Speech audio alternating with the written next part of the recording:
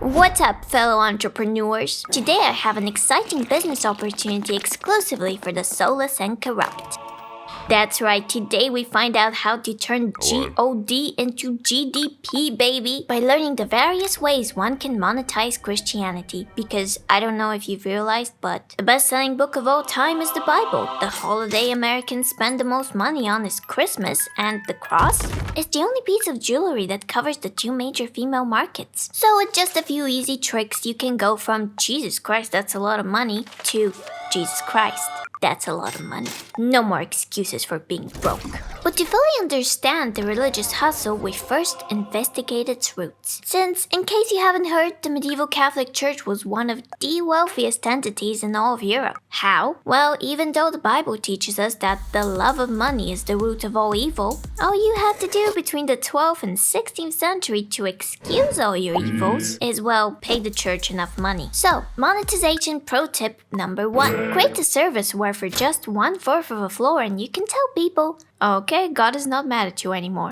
That's pretty much what indulgences were. We all know about those documents that were essentially get out of purgatory paid cards. And I seriously can't tell what's more sacrilegious, the fact that it's a Catholic pay-to-sin scheme or the fact that it's religious bureaucracy. In any case, indulgences started out as a way to encourage people to join crusades. Like how you get free college if you join the military, but in this case you just get full remission of previous penance and like a cool vest. Okay, monetization pro tip number 2. Premium purgatory insurance. Alongside the steady lifetime revenue stream that are sacraments and services, during the early medieval period, if you were exceptionally wealthy, you could get monks to pray for your soul daily by giving money to a monastery, like it's an actual hell prevention subscription service. And this leads us to monetization pro tip number 3. Worshipping the Lord? Nah, dude, become the Lord of the land. By the 15th century, the house of God was by no means a mere house. No, it was 1/3 of all land. That's right, by acquiring lands as gifts from wealthy people who wanted to avoid purge, the church ended up with hella real estate. And just like any feudal lord, it sublet its land. This made the church a lot of money. But imagine the church being your landlord. I don't know how that even be possible because none of the words in my 14-page renter's agreement are in the Bible. But wait, there's more. Monetization pro tip number 4. Merchandise.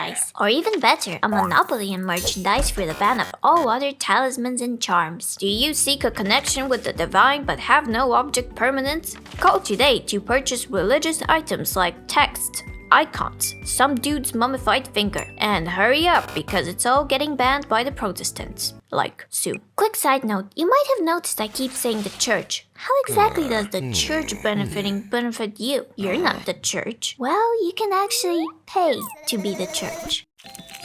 Simony is the practice of selling both relics and church positions to people that want to gain status and influence. You know, you gotta spend money to make money. And the church really wanted to keep that going. Like, not to break the Reynolds wrap out of the kitchen, but in 1494, a member of the Carmelite order, Adam of Genoa, was found murdered in his bed with 20 stab wounds after preaching against the practice of simony. Interesting. But this wasn't the only incident, however. We all know the beginning of the end. Martin Luther and the 95 Theses, or Disputation on the Power and Efficacy of Indulgences. We've all heard about them, but I'm actually going to try and put their impact into perspective. Imagine Martin Luther is H-bomber guy, except he's a professor of moral theology and posts a 5-hour video that was supposed to be members only as public. A bunch of people translate and spread it using the recently invented printing press. The church situation is crazy. It's trending on all platforms. And even though Martin Luther was cancelled, aka excommunicated, the masses now wonder, hey, why does the Pope, whose wealth today is greater than the wealth of the richest classes, not use his own money to build St. Peter's Basilica, but instead uses our money? They long for reform. Enter this guy. He really hates his wife, but the Pope wants to annul the marriage, so he's like, you know what? The last Pope was chill, but I'm the head of the church now, how about that? Successfully ending a theological debate by weaponizing his desire for more political power and a new wife. While not fully Protestant yet, the church lost many of its assets, which now belong to the king. So, end of story? Monetization pro tip number 5. Televangelism. Let's talk about the present now. Getting its start in the 1950s, religious religious fraud made its way through every single TV and later on internet cable, making it so that I gotta deal with my grandma seeing AI Jesus on Facebook selling Alibaba fidget crosses. And that's not okay.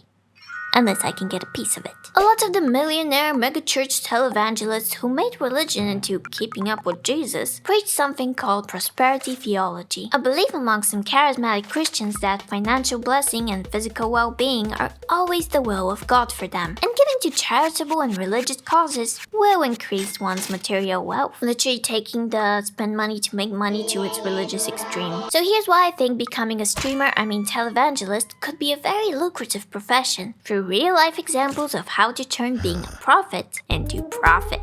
Step 1. Use fear to push your political agenda. Take for example Jerry Falwell. You clock in, say, America deserved 9/11, dude. Oh, sorry, wrong clip. The enemies of America to give us probably what we deserve. Because of abortions and gay people. Abortionists and the feminists and the gays and the lesbians, you helped this happen. Your white upper middle class crowd of simps cheers. Bring on step number 2. Abuse hope using cheap tricks. Taking an example from Benny Hinn, bring a few disabled people on stage and use them as show monkeys. You got mad donos for that, good job. Step number 3. Absolutely refuse to fly on commercial planes. Like Jesse Duplantis, look at the audience cheerfully. One of your free private jets is getting a bit old. You need 54 million from your followers so you can buy a new one. Because God needs you to be flying in a Falcon 7X passenger jet. Being satisfied with an old plane will affect your fate. Also, commercial airline passengers are demons, in the words of Kenneth Copeland.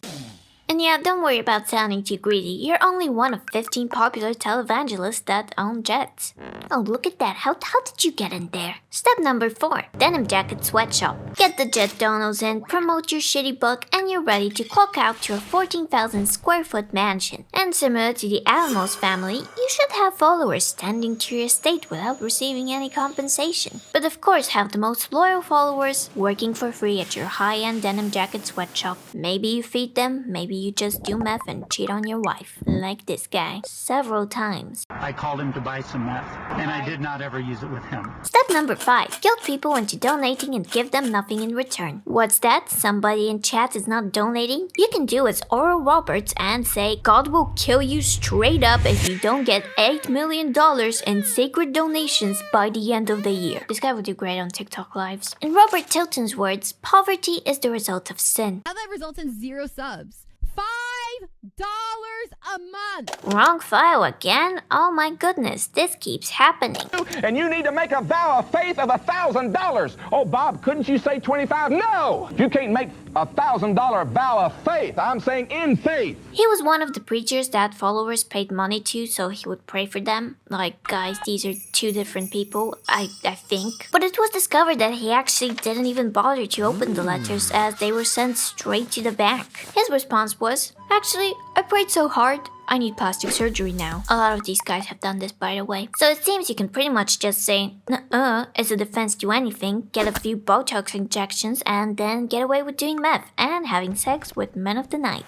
He just keeps doing it. And it's fine if you're doing it, just don't preach against it. Step number 6. Did you know a single drop of holy water turns any body of water into holy water? It's an infinite money-making machine. You're actually losing money if you're not doing this. Step number 7. Products that do nothing. Peter Popov sold Miracle Spring Water and Miracle Manna. Satisfying lunchable combo right there. And they were cures for basically anything. If you're not concerned with profiting off of desperate dying people and their families, you can probably start selling fidget spinners and Go-Gurt to cancer patients and get a pretty good sum from that. I can't even joke about this. You're scum. You're actual scum. You're actual heathen scum.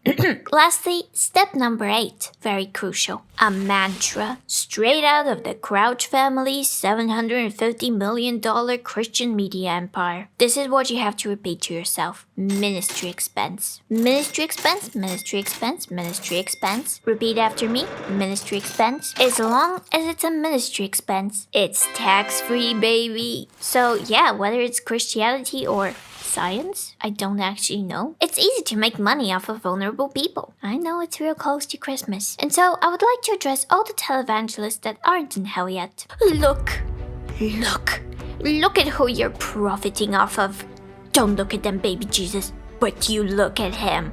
You don't look at them. Look Don't look. Is this what you see? Are you imagining me holding a big dollar sign? Don't look at them, baby Jesus. But look at him. Look, but don't look. Look at him. Don't look. You're all heartless. Don't look. Can you continue doing what you do? Anyways, as we all know, the three wise men brought baby Jesus three precious gifts: gold, frankincense, and myrrh. But I have a counter offer. Gamer subs, sugar-free powdered energy drinks, code poopy, 10% off. I know you're getting some Christmas money, and yeah, you can dump it all on CSGO cases, or you can get yourself a real treat, which, by the way, per serving is much cheaper than the non-breasted alternatives. So you have pseudo-gambling money left anyways. Yay, I love gambling. Use code poopy for 10% off. Okay, happy holidays. Bye.